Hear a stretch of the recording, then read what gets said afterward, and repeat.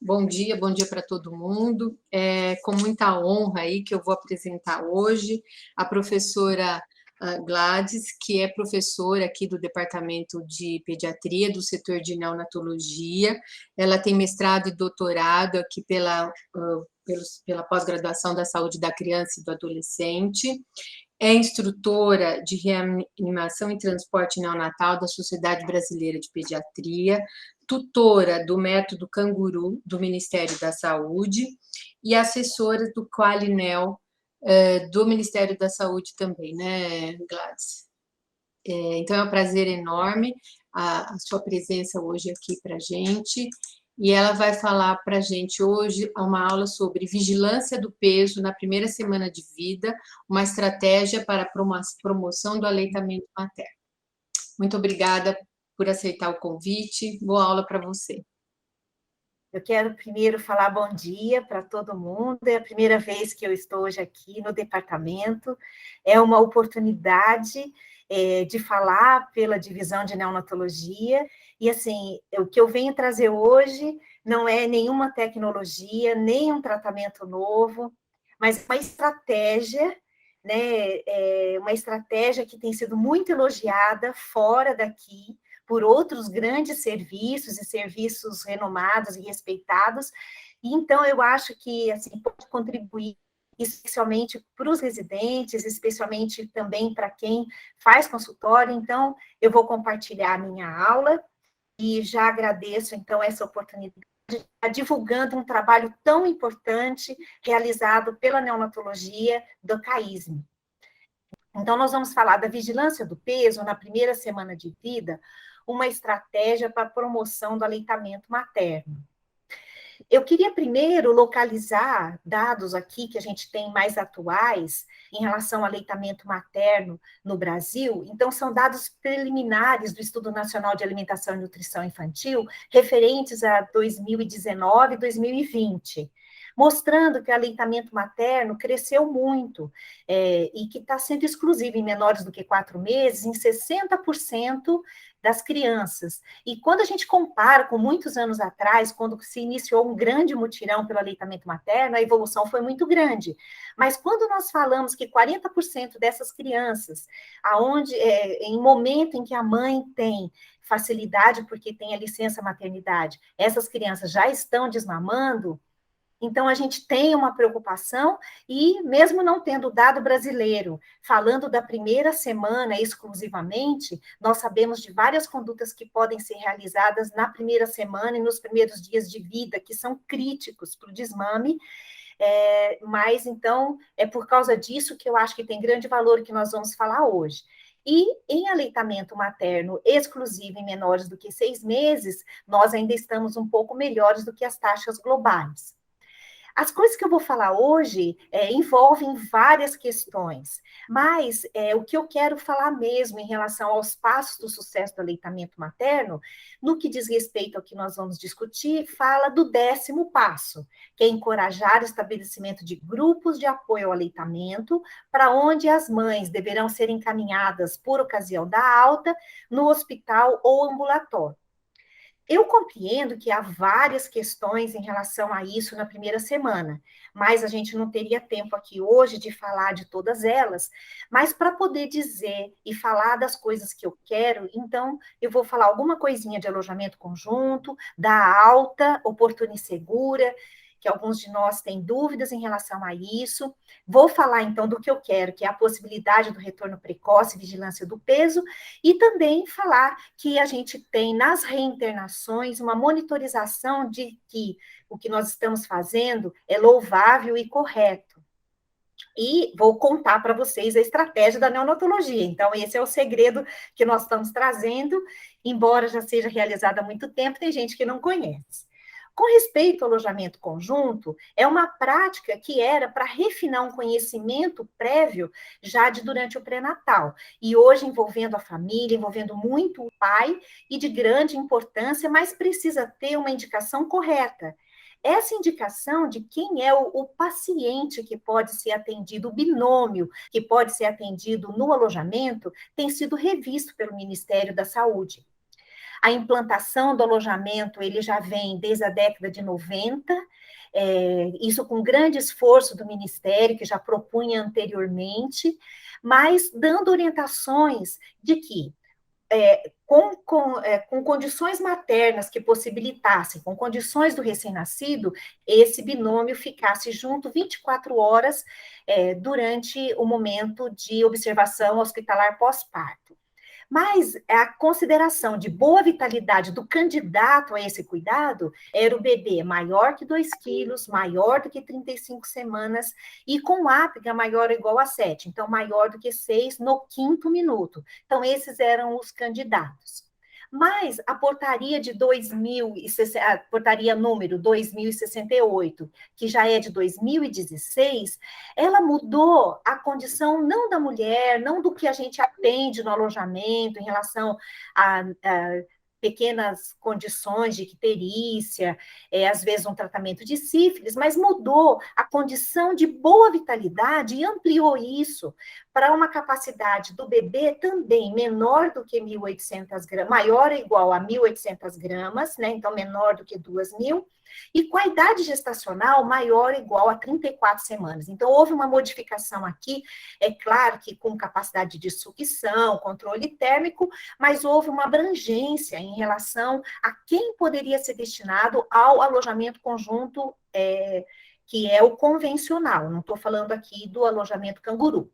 Aqui no CAISME, nós estamos fazendo um meio termo, até mesmo porque grande parte da nossa população é da região e tem dificuldades em poder voltar, então nós estamos fazendo um meio termo, por enquanto, com algumas exceções para um ou outro bebê menor do que 2.000 gramas, mas a rigor tem sido feito o peso maior ou igual a 2.000 gramas e a idade estacional maior ou igual a 35 semanas. E as outras condições são as mesmas do que o Ministério tem proposto. Bom, então essa é uma questão de quem a gente vai atender no alojamento. Aí também nós temos uma preocupação de quando nós vamos dar alta, e que essa alta possa ser segura, possa ser oportuna, para que a sequência não seja prejudicada. Bom, essa mesma portaria de 93 considerava que a alta não deveria ser dada em menos de 48 horas, porque é um momento educativo, um momento para a mãe conhecer seu bebê, para o pai estar junto, para eles tirarem dúvidas e estarem podendo ficarem aptos a dar continuidade. Mas na portaria de 2016 também houve uma modificação em que a permanência poderia ser mínima 24 horas, então isso não estaria contrário ao que pode ser feito dentro da elaboração do projeto terapêutico, mas o bebê teria que ter algumas condições especiais para que isso pudesse ser possível nessa alta um pouco mais precoce. Então, não poderia ter icterícia precoce, a avaliação da icterícia, de preferência, deveria ser transcutânea, eles sugerem que a gente use butane, que tenha diurese, eliminações de mecônio, então, que são coisas que são, assim, habituais e que a gente não deixaria passar mesmo. Que o bebê tivesse uma boa sucção, uma coordenação boa, e que só, e se tivesse precisando do substituto do leite, tivesse uma razão para isso. Então, vocês vejam que houve uma modificação de quem é atendido no alojamento e ainda dando uma condição de que a gente pense em dar uma alta um pouco mais rápida.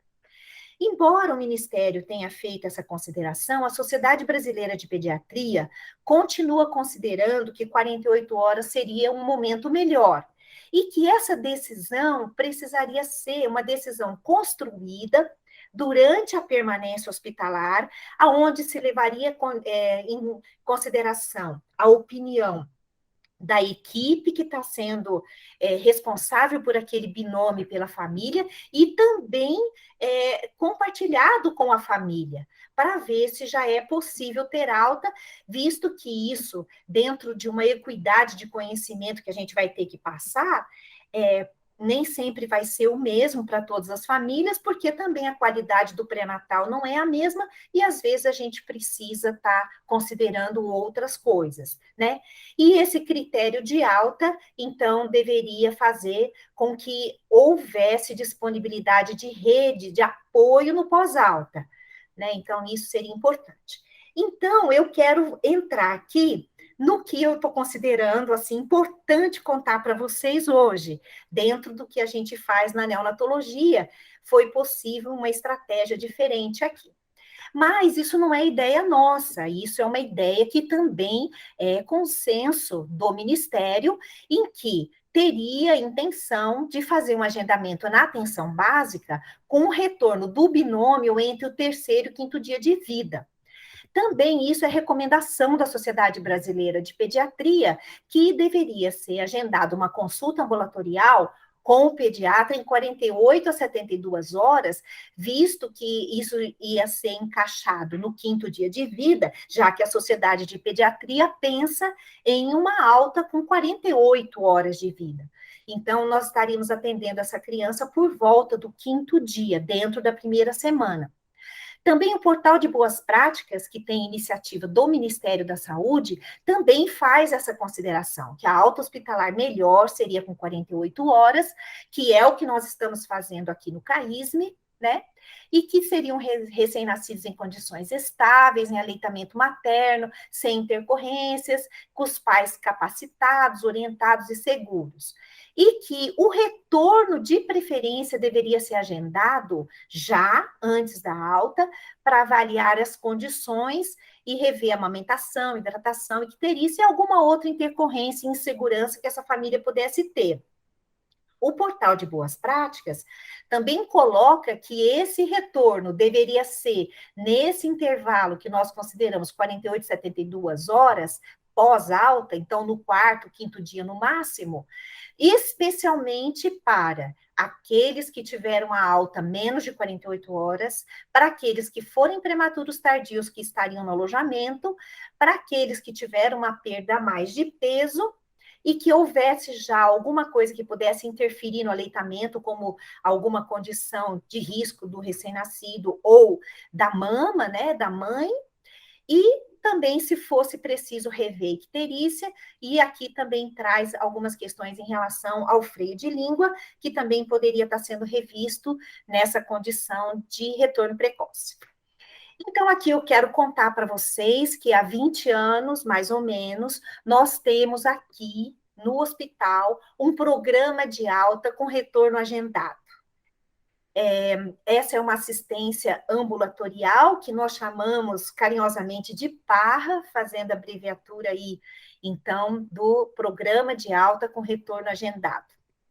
Esse é um programa que tem o objetivo de influenciar a família para as boas práticas do aleitamento, um acompanhamento do peso, reavaliação de icterícia.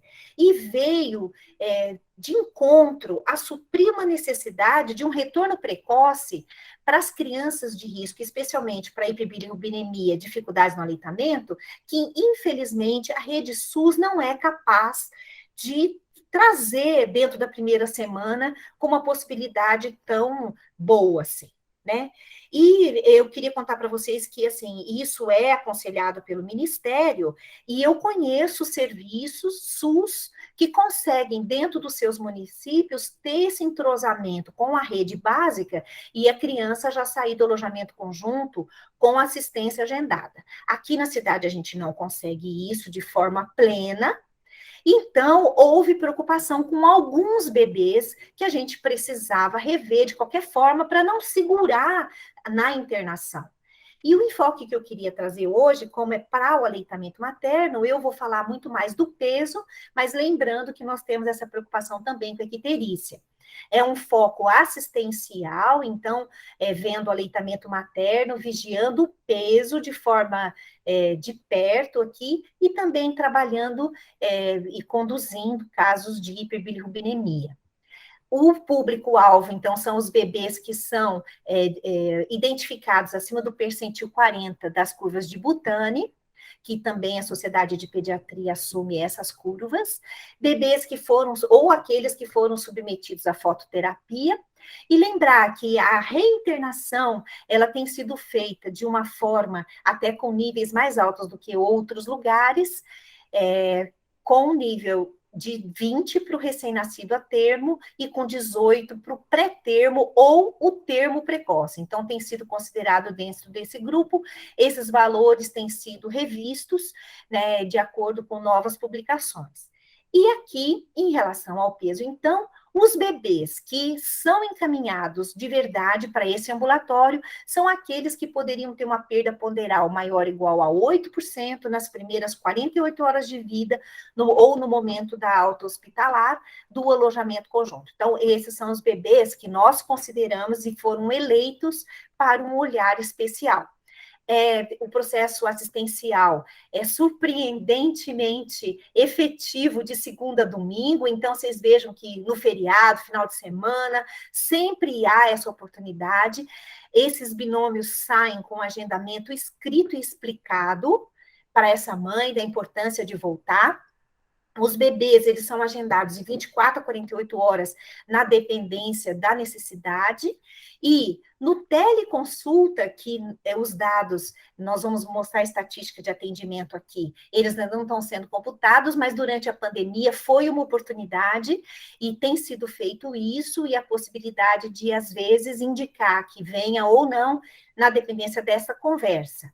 É um atendimento multiprofissional de enfermeiros médicos do banco de leite humano, com uma participação bastante importante, e algum outro especialista que for preciso.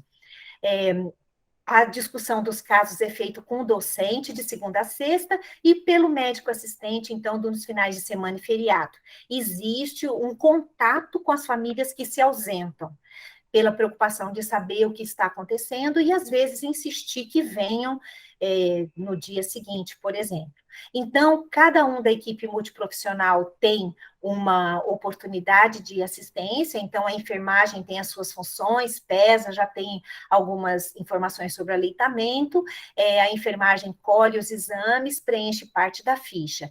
O residente faz o primeiro contato com essa família, realiza história, vê se há necessidade de fazer a coleta do sangue quando está sendo visto em relação a valores da bilirrubina, que é feita transcutânea, e aí indicando o colher do sangue, discute essa conduta, então nenhum paciente é dispensado sem uma discussão com o docente ou médico de plantão, e depois isso tudo fica em prontuário médico. Também o residente que é encarregado de reconvocar, e ele que faz o contato.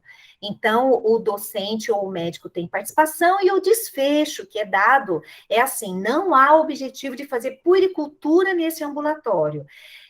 O paciente, então, e o binômio é encaminhado para a UBS, assim que aquela nossa preocupação possa estar já superada, ou vai ser internado, se for preciso, e também ele pode ser eleito para voltar, e voltar em 24 horas, 48 horas, na dependência de que olhar a gente precisa ter para ele, tá?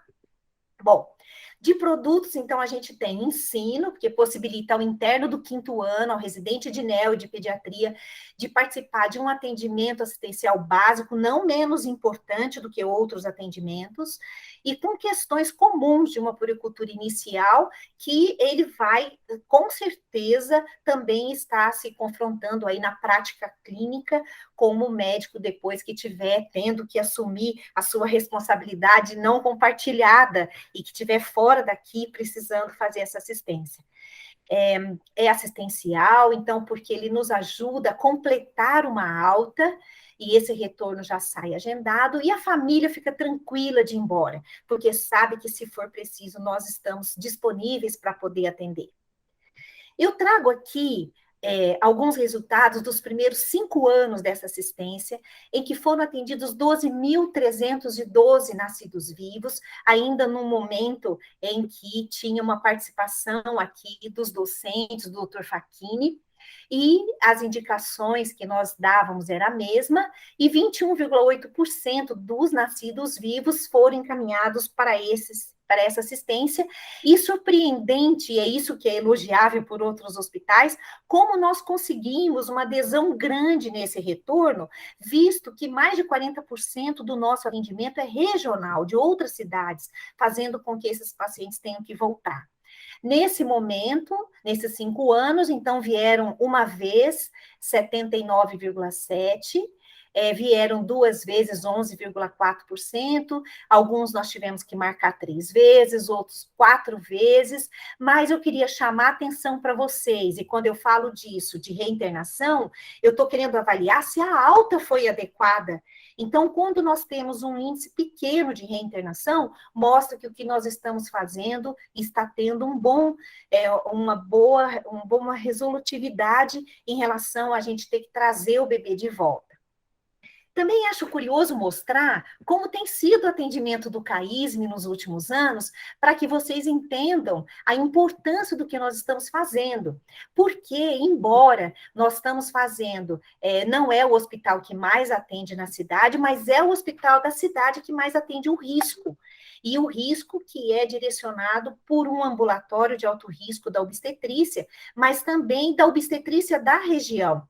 Então, vocês vejam que nós estamos atendendo, vamos ver aqui, então, de 2020, 21,4% de pré-termos, 20,3% de baixo peso ao nascer, que alguns desses já estão ficando conosco no alojamento, porque de 2 a 2.499, que entra dentro desses 20,3%, que são de baixo peso ao nascer, são candidatos ao alojamento conjunto. E eu queria dizer aqui que a cidade de Campinas, há mais de 30 anos, apresenta como na sua população geral de nascimentos por volta de 9% de baixo peso a nascer. E nós estamos atendendo 20,3%, caracterizando uma população que sempre precisa de mais ajuda. No alojamento conjunto tem ficado 72% desse atendimento, a permanência de 2,4 dias, então nós temos o objetivo de fazer 48 horas, mas na verdade às vezes estende um pouquinho, porque faz 48 horas na noite ou na madrugada, ou precisava de mais um pouquinho de ajuda. Eu queria contar também para vocês que, embora nós estejamos passando por um momento de pandemia importante, vocês vejam que esses atendimentos são presenciais, foram possíveis durante todo esse período, e também quero ressaltar que no ano de 2020, o banco de leite, que tem grande importância na orientação do aleitamento materno e nos ajuda muito aqui, parceiro mesmo, olha, 6.892 atendimentos, tá? E aqui mostrando, então, que a nossa procedência de Campinas, fora de Campinas, de 44%. Então, quando a gente fala que o paciente volta, nós estamos querendo dizer que essa adesão tem sido possível mesmo para aqueles que estão fora. Esses aqui são dados preliminares do primeiro semestre de 2021, 2021, que já são publicações do relatório semestral do CTA, né? Então, nós tivemos 991 nascidos vivos, com 18,2% de baixo peso ao nascer, com a mesma taxa que vinha vindo dos pré-termos. No alojamento conjunto, nós atendemos 567 binômios, com uma permanência média de 2,4 dias, que é a mesma que a gente vinha tendo. No Parra, foram vistos 343 atendimentos, 60% do alojamento teve esse olhar. E o banco de leite vai bater em 2021 um número de atendimentos maior ainda do que fez em 2020. Mas sempre nós temos a preocupação: será que essa família está pronta para alta? Será que esse ambulatório vai ser suficiente para contornar o que precisa? A equipe assistencial está segura com respeito a essa alta? Há benefício em prolongar mais um pouquinho a permanência? O que vai acontecer na casa? Vai desidratar? Icterícia, desmame? Qual o plano terapêutico mais adequado? É preciso já dar alta, complementando o aleitamento materno? E os pediatras que estão me assistindo vão dizer que essa é uma dúvida que a gente tem aqui no serviço privado, em qualquer lugar, porque nós queremos que não tenha uma assistência prolongada hospitalar, mas queremos dar uma alta que também garanta que nós estamos fazendo a coisa correta, né? E para proteger o aleitamento materno, os médicos precisam saber a diferença entre a perda normal e anormal, porque senão nós mesmos vamos atrapalhar o aleitamento, quando nós estamos, às vezes, indicando um outro leite, propiciando o desmame precoce. Para isso, a gente precisa considerar qual a média de perda de peso que os bebês saudáveis vão ter, Quando a maioria dos bebês atinge esse ponto crítico, porque às vezes a gente fica segurando a criança na internação à toa, né? Quem é de risco, que eu preciso ter um olhar a mais para desidratação, para icterícia? O que caracteriza esse bebê de risco para o após alta? Né? E quando que eu espero que ele recupere o peso de nascimento para eu não intervir com um leite a mais sem necessidade? Outra condição importante aqui, que já foi publicada aqui há muitos anos, estar em aleitamento materno é o 100% do que a gente espera como proteção? É garantia tranquilizadora da alta? Nós vamos ver que nem sempre é assim, que não dispensa vigilância, tá? E aqui, a ansiedade do profissional da saúde, aqui eu não vou dizer só o médico, mas o enfermeiro, quem mais está junto conosco, pode também trabalhar a favor do desmame. E nós precisamos ter muito conhecimento para evitar que essa nossa ansiedade possa interferir. Então, a monitorização do peso como uma ferramenta de vigilância na primeira semana, ela vai poder manter o aleitamento exclusivo na dependência de não estaríamos complementando o leite de forma desnecessária. Para isso, a gente precisa conhecer o que é normal. Então, eu quero mostrar aqui alguns dados da literatura falando do que eles consideram. Então, entre 2 e 3 dias, que é o momento que esses bebês estão conosco, a perda esperada é 5,5 a 6,5. Perdas acima de 7, então maior ou igual a 8, podem indicar que o aleitamento materno não está suficiente. Perdas de 8 a 10 são considerados como limite de normalidade. E aqui eu preciso falar isso, porque algumas pessoas pensam que esses bebês já estão inadequados e acham que já tem que complementar todos. Então, na verdade, eles precisam de uma atenção especial. E lembrar que os bebês recuperam o peso de nascimento por volta de 2 a 3 semanas. Nessa pesquisa, seria por volta de 21 dias. Mas alguns que seriam normais também podem ultrapassar um pouquinho isso. E aqui eu quero mostrar que nós temos uma preocupação que é, na verdade, uma preocupação mundial, que as pessoas estão vigiando. Ó, então, aqui na Inglaterra, 961 bebês que foram vistos por questionários que foram dados para os pais e relatórios da enfermagem, e que se coletou da metade deles o peso com 5 dias e para outros com 12, para outra metade com 12 dias e 6 semanas, e que também esses bebês aos 5 dias foi colhido sangue para ver eletrólitos, para ver se estava desidratando. E vocês vejam que a porcentagem de bebês com perda maior que 10% era muito pequena, e 20% dos bebês na segunda semana não tinham ainda recuperado o peso de nascimento, e uma porcentagem muito pequena de bebês estava sujeita à reinternação, mesmo contando estendido até 3 semanas. Outro trabalho inglês, com 299 bebês que foram pesados diariamente pelas próprias mães, que foram treinadas para isso, durante as 2 primeiras semanas, viu-se que o aleitamento materno exclusivo era uma perda por volta de 6,4, e que antes de começar a ganhar, e que 54% levavam mais de 8 dias para começar a recuperar. Então, se nós, às vezes, temos expectativas de segurar um bebê durante a internação, para que ele recupere o peso e comece a ganhar francamente, muitas vezes não tem tempo para isso ainda, né? E que os bebês que estavam alimentados artificialmente perderam menos peso, mas também muitos demoraram para, iguais aos outros, um pouquinho menos, para recuperar o peso aos 8 dias de vida, que era a expectativa que eles estavam tendo. E após recuperar o peso, ganhavam por volta de 1% do peso. 85% dos 2 grupos, então, recuperavam o peso ao nascer, aos 14 dias, mas, de novo falando, 15% desses poderiam ampliar um pouco, e alguns levavam 17 dias ou mais, então, para recuperar. Esse é um outro trabalho, então, português, então, vendo 1.288 filhos únicos, né, avaliados com 4 dias de vida. E eles viram que o peso mínimo estava entre 2 e 3 dias. E sugerem que se use, então, curvas de velocidade, mostrando que há diferença do parto vaginal ao parto cesáreo. Então, aqui, do segundo dia ao terceiro, no parto vaginal, seria, então, o máximo de perda, e isso seria um período um pouquinho mais prolongado em relação à cesárea. Mas, de forma geral, essa perda seria até 52 horas de vida. Esse trabalho de Portugal é usado pelo Portal de Boas Práticas e é usado também como modelo, assim, para ser usado pela Sociedade Brasileira de Pediatria. Nos Estados Unidos, esse trabalho mostrando a primeira semana de vida, viu que a perda média era de 4,9 e que apenas 7%, que acima de 7% de perda estavam 19,8, mas eu quero lembrar aqui que eles não estão vendo no quinto dia, como é a proposta de alguns dos outros trabalhos que eu apresentei, mas aqui dentro da primeira semana.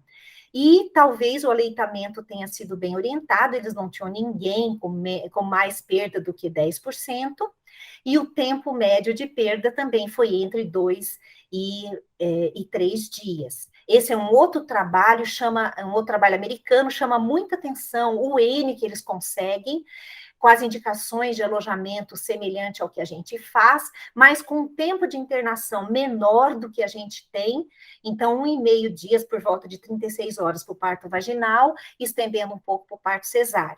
E aí a perda que eles viram coincidiu então de 3 a 4 dias, vendo que o percentil 50 de perda, ele era um pouquinho maior no parto cesáreo, 7,1, e no parto vaginal, 5,9. E que o percentil 50, para que eles chegassem no peso de nascimento, seria por volta de 9 dias para o parto vaginal, estendendo mais um dia para o parto cesáreo. Então, a gente vê resultados um pouco diferentes aqui, dados mais recentes, então, são de 2016, mostrando mais aqui informações de 2009 a 2013. E lembrar que está todo mundo participando no mundo de um mutirão pelo aleitamento materno. Mas alguns, mesmo do parto vaginal, demoraram mais para recuperar o peso de nascimento, 14 dias, alguns 32 dias, e foram crianças consideradas dentro das variações da recuperação do peso de nascimento. E no parto cesáreo, estendendo aí ainda um pouquinho mais. A Academia Americana de Pediatria considera que a perda maior do que 10% até o terceiro dia, então, ela não é comum, então, de 5 a 10% dos bebês amamentados. E esse bebê a gente deveria ter uma grande atenção para hiperbilirrubinemia e desidratação. Há uma outra revisão sistemática feita também por um grupo americano, em que mostra que a perda de peso do recém-nascido saudável varia aqui, então, de 5,7 a 6,6, também com uma perda aqui com 2 a 3 dias após o nascimento, e que a recuperação se daria com 2 semanas. Esse outro trabalho aqui, italiano, com 1.003 recém-nascidos a termos saudáveis, e aqui eu quero chamar a atenção também que a alta deles é com 36 horas, eles viram, então, a perda de 6,7, uma perda de 6% com a maior do que 10%, que é a faixa de maior preocupação, e lembrando que esse 10%, então, está acontecendo aqui dentro, no momento da alta, até 36, 48 horas, né? E que apenas 0,3% perdiam bastante em relação ao peso de nascimento, 12%. E que a gente devia estar atento a algumas variáveis que foram vistas como risco. Então, ser cesárea, estar nos meses de verão, qualquer alimentação com fórmula que tivesse sido iniciado, e visto que a icterícia, então, sem necessidade de foto e com necessidade de foto, teriam riscos para essa perda um pouquinho diferentes. Eu achei interessante trazer isso daqui como estratégia, porque é muito parecido com o que nós também fazemos aqui no CAISME. Então, com uma perda menor que 8%, tudo certo. De 8% a 10%, tem que avaliar as condições do recém-nascido. Se ele está saudável, avalia o aleitamento, considera complementar, mas com leite da própria mãe, e revê o peso precocemente, que é o que também nós fazemos.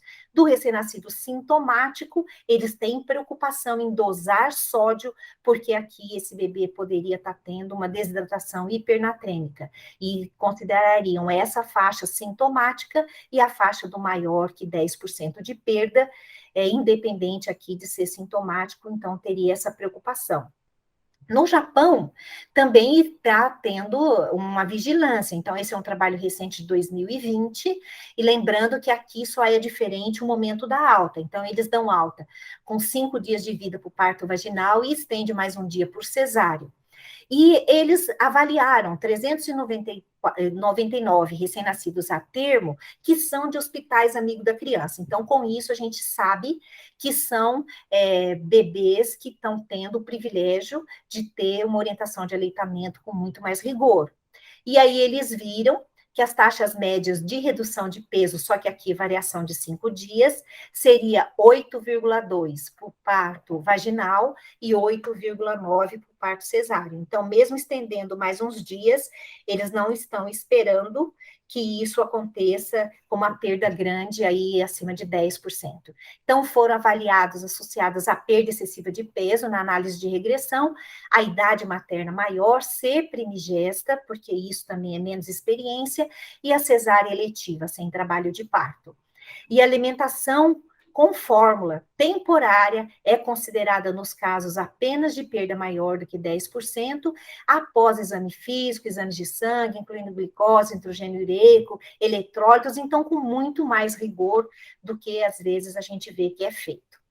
Eu sei que vários desses trabalhos, então, têm idade gestacional diferente, alguns consideram gemelar, outros não, o momento das medidas são diferentes, mas são considerados, então, aí, para condições que possam nos guiar para ver se a gente está fazendo um atendimento que seja adequado.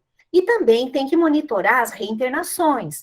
A reinternação é um indicador de qualidade assistencial. Então, a gente precisa estar vendo se o que nós estamos fazendo está gerando um maior número de internações aí depois da alta. Quase 300 mil recém-nascidos de 34 semanas a 42 foram vistos, então, em relação à reinternação nos Estados Unidos. Eram bebês que nascidos em 2000 a 2010, cuja permanência foi maior do que 24 horas, e eles viram que a readmissão até 28 dias de vida, então durante todo o primeiro mês, olhem aqui, chama atenção, 0,2%, já que é 1,79 por mil nascidos vivos, e que a maioria dos problemas eram ligadas à alimentação, mostrando que o aleitamento materno, então, precisa ser sempre muito falado, mas alguns também por icterícia e alguns por alterações respiratórias. E falando do risco dessas reinternações, claro que, com respeito à idade gestacional, nós sabemos que quanto menor a idade gestacional, maior vigilância nós temos que ter, maior risco de reinternação. Esse é um outro trabalho americano, caso controle, multicêntrico, com 51 mil nascidos vivos, com a mesma indicação do que nós estamos trabalhando aqui, só que aqui já com serviços cuja internação rotineira é por 72 horas, estendido um pouquinho mais para o parto cesáreo. O primeiro retorno é feito, então, dentro de 3 dias depois da alta, por volta de 6 dias no parto vaginal e 8 dias no parto cesáreo. E aqui eles consideraram a reinternação por desidratação até 15 dias, né? Aonde a perda de peso era maior do que 12% e o sódio maior do que 150. Então, foi essa consideração. E eles viram, então, que isso estava acontecendo também em 0,2% dos casos do que eles elegeram, e que 44% se referiam à dificuldade com o aleitamento materno. Mas isso era aumentado o risco quando era primigesta, quando estava em aleitamento materno exclusivo, porque às vezes a mãe fica tranquila, achando que está tudo certo, se ela não tiver uma vigilância de perto, esse bebê também pode desidratar. Então, eu quero chamar a atenção aqui que dar alta em aleitamento materno exclusivo nem sempre para nós é uma condição 100% ótima, também tem que vigiar. A mãe com mais idade e a idade gestacional já abaixo de 38 semanas, já sendo um fator de importância. Na Itália, então, aquele mesmo trabalho, mostrando que a readmissão no primeiro mês de vida também estava aqui acontecendo em 2,7%, a maioria por icterícia, e 1% devido à perda de peso ou desidratação, eram os casos que estavam voltando, mas também mostrando uma porcentagem pequena. Aqui, um outro trabalho italiano, em que a gente vê, essa é uma revisão sistemática de 2015, mostrando que com idades menor do que 21 dias e entre a perda maior ou igual a 10%, os fatores de risco foram os mesmos que foram identificados anteriormente, o parto cesáreo, primiparidade, anomalias mamárias, obesidade, e aqui eu quero chamar a atenção de obesidade, por um motivo que eu vou mostrar daqui a pouco, a falta de experiência anterior, então mães primigestas e que tivessem um baixo nível de escolaridade. Esse é um outro trabalho holandês, que aqui chama atenção de que muitos desses são partos domiciliares, em que uma parteira vai atender na própria casa, e que esse controle é feito nos primeiros 7 dias de vida, para realmente estar vendo se pudesse ter uma desidratação hipernatrêmica, e eles mediram 2.359 recém-nascidos, aonde 271 até com uma participação até não pequena, tinham desidratação hipernatrêmica, e esse foi um trabalho, então, visto com as medidas de peso até 7 dias. Então, mostrou que a perda de peso excessiva é preditor, né, isso é esperado, e a pesagem ao nascer, e aí eles faziam com 2, com 4 e 7 já, dias de vida, já seriam pontos de oportunidade com uma sensibilidade e especificidade alta para que a gente vigiasse esses bebês. E a atenção especial deveria ser dada, então, para a dificuldade do aleitamento materno. Esse é um trabalho de 2016. Na Espanha, aqui um outro trabalho nessa vigilância também, um estudo prospectivo, acompanhando os bebês por 3 dias, eles viram que 165 recém-nascidos, aqui com a idade pré-termo tardio, ou termo, eles estavam querendo localizar os bebês que tivessem sódio aqui com outro corte de 145, avaliando os fatores de risco e também a perda de peso. E eles viram, então, que poderiam ser hipernatrêmicos já com perdas de 8,6, e entre os não hipernatrêmicos a perda era menor. Então, aqui mostrando que o 8%, mas com desvio padrão de mais menos 2, já poderiam ser bebês de risco. 5 desses, então 3%, apresentaram valores acima de 150, que seriam de preocupação, né? E eles chamaram atenção para uma coisa interessante, que quando nós somamos outros fatores de dificuldade, embora esses bebês tenham tido perdas menores, que não eram acima de 8, não eram acima de 10%, como trabalhos anteriores, até com perdas menores aqui de 5%, essas crianças já poderiam ser, em alguns casos, já poderiam apresentar risco para hipernatremia. Estão mostrando o quanto é valorosa a primeira semana de vida. E aqui, como observação, eu queria dizer que nós podemos ter uma pojadura atrasada e que é prevista para 50, 72 horas no pós-parto, com as mulheres que têm o IMC acima de 30, nós podemos ter um atraso de várias horas na pojadura, então essa também deveria ser uma mulher de grande atenção nos nossos serviços, chamando atenção aqui no serviço do CAISME, onde nós temos por volta de 25% a 26% de mulheres diabéticas, fora as outras que também têm chance de serem obesas. Nem todas as diabéticas são obesas, mas existe uma soma grande de mulheres obesas quando nós consideramos, não há esse dado em separado, mas eu queria chamar a atenção de que nós podemos ter um atraso na pojadura, então não sei se essas mulheres obesas também não deveriam ter um olhar diferente no alojamento para que a gente pudesse também mandá-las como critério de retorno precoce. Bom, nós precisamos diferenciar a perda fisiológica ou habitual e que não representa risco aparente para a saúde do recém-nascido, com uma expectativa de que esse peso vai ser recuperado. E também vamos diferenciar da perda secundária, quando está havendo dificuldades grandes de aleitamento, ou que o bebê está doente, ou a mãe, né? E evitar a complementação desnecessária do leite. Aí a gente tem que pensar, é necessário manter a internação após 48 horas para monitorar o peso?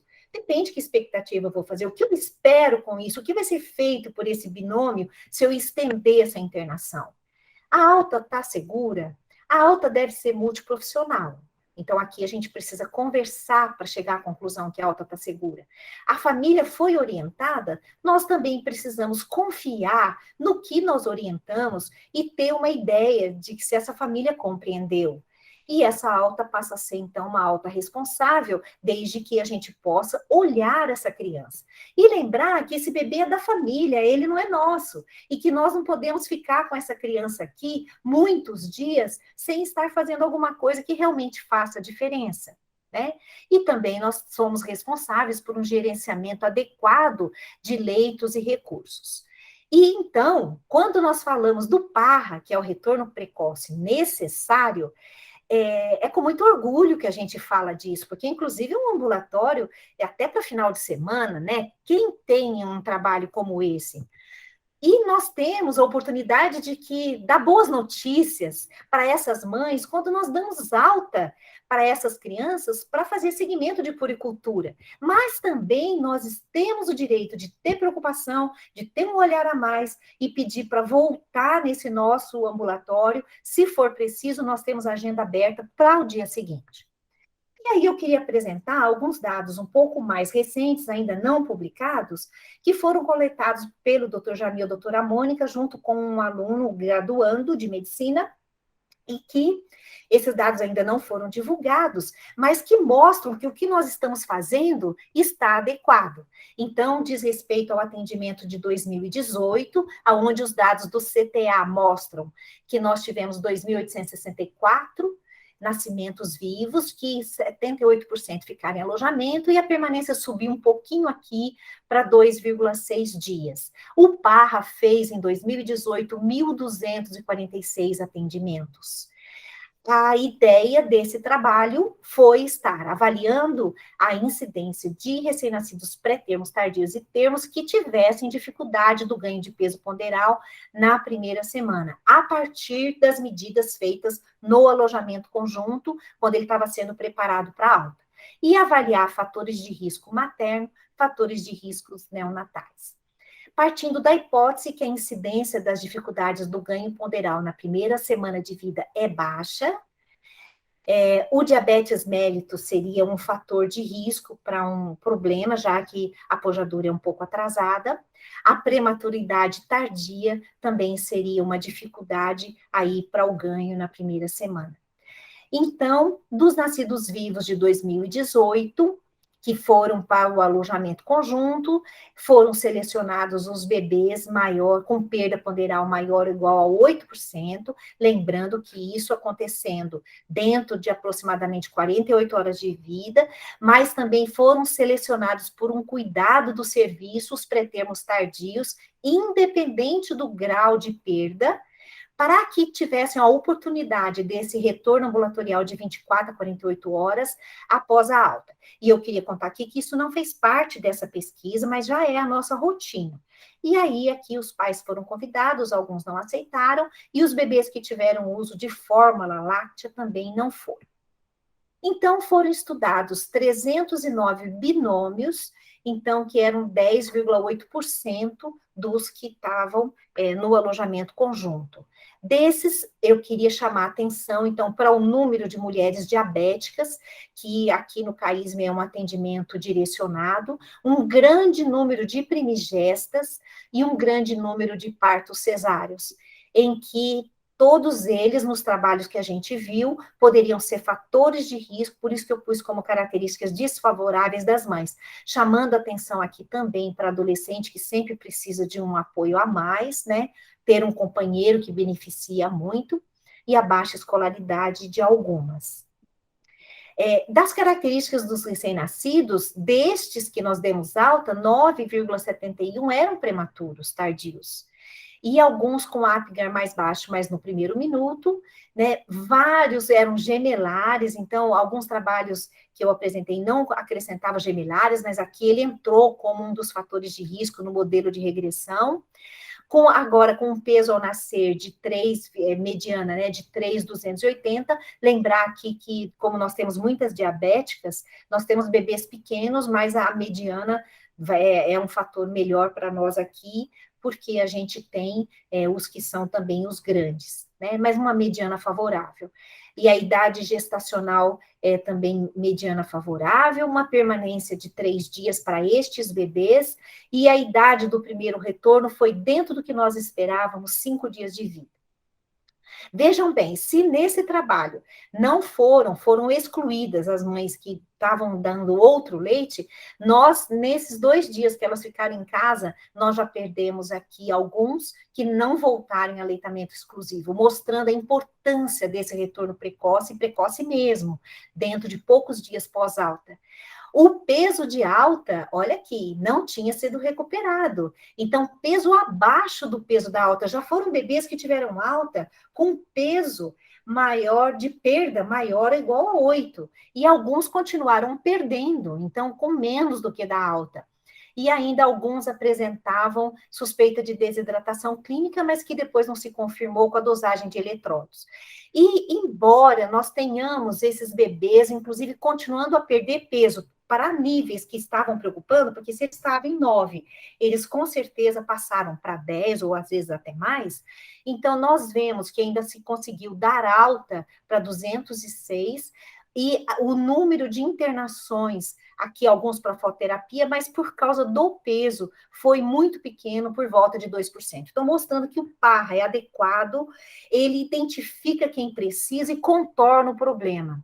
E na regressão logística multivariada, então, nós temos aqui, depois de todas aquelas variáveis terem sido analisadas em conjunto, mostrando, então, que a PEG inadequada, a ausência de apojadura, o posicionamento incorreto e o pré-termo eram bebês que chamavam atenção. E ressaltando que a PEG inadequada e o posicionamento incorreto são 2 condições que nós temos o objetivo de melhorar, porque ainda estão participando entre as variáveis que nos mostram que há alguma coisa a ser feita ainda por essas crianças durante a internação. Então, a ingestão insuficiente de leite, que pode nos justificar complemento, ela deve ser cuidadosa, com uma perda de peso em níveis maiores, e lembrar aqui que, embora uma perda de peso na faixa de 8,10 possa ainda estar dentro dos limites de normalidade, com o exame físico normal, com todo o resto normal, o que nós devemos é voltar o nosso olhar para a amamentação e dar uma chance para que essa criança consiga recuperar. E a perda de peso acima desses valores pode ser um indicativo de baixa ingestão, de baixa produção, né? Mas que tem que ter uma avaliação cuidadosa antes de automaticamente a gente estar fazendo uma suplementação.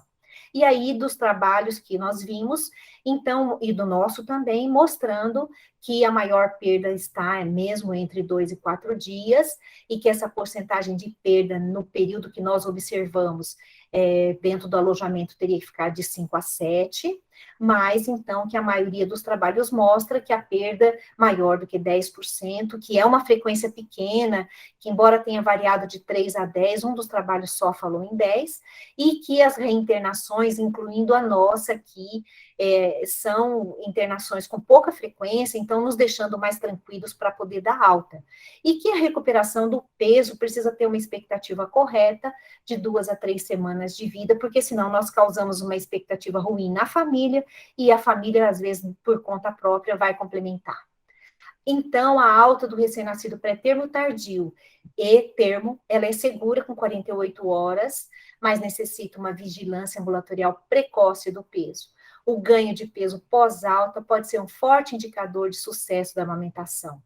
A vigilância precoce do peso após a alta é uma estratégia ambulatorial recomendada, especialmente na presença dos fatores de risco que comprometam a sua evolução.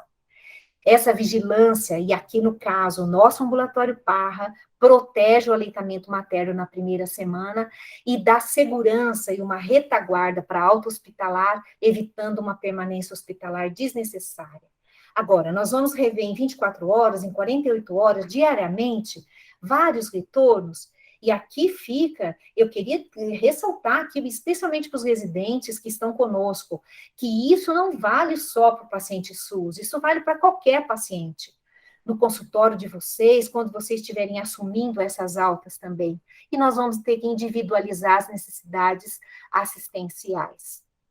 Então, o alojamento conjunto, como alta oportuna por 48 horas, vamos garantir esse retorno precoce, que esse tem sido, então, o segredo do que nós temos feito aqui, muito elogiado por fora, e você veja que já é um ambulatório que acontece há 20 anos, e que eu acredito até que alguns do departamento não o conheçam, mas lembrando que nós temos a preocupação de individualizar a assistência e estar oferecendo de forma adequada aquilo que o recém-nascido possa precisar e enquanto estiver aqui na nossa responsabilidade, sem segurá-los e liberando para a rede básica do SUS assim que for possível. Então, eram essas informações que eu queria trazer para vocês. Muito obrigada, viu, Gladys? Muito obrigada pela excelente aula, pela excelente explanação. Foi muito bom para todos aí, para a gente conhecer. É como você falou, nós todos trabalhamos nesse mesmo departamento e às vezes um não conhece o trabalho do outro, né? Eu queria realmente parabenizar todos vocês aí da neonatologia por esse serviço aí de vigilância precoce, né? Esse ambulatório Parra, um exemplo mesmo, né? Um ambulatório que funciona de sábado e domingo, e pelo que eu entendi, não tem um limite de número de atendimentos, que acho que não tem nem como ter, né? E eu tenho pensado sempre nisso, né? Um atendimento sistematizado, ele, na verdade, ele possibilita uma assistência de excelência, né? Aos pacientes, ao recém-nascido, o que leva ao melhor ensino e também uma possibilidade aí de investigação e pesquisa, quer dizer, a assistência sistematizada, ela ajuda todo mundo, né? Ela é porque às vezes a gente presta assistência de excelência, mas não tem um sistema de guardar os dados, não tem um sistema de coleta de dados, não tem um sistema de como padronizado, e aí, às vezes, você não consegue, com tanta excelência, aí, chegar num resultado desse que você mostrou. Parabéns mesmo para vocês, viu?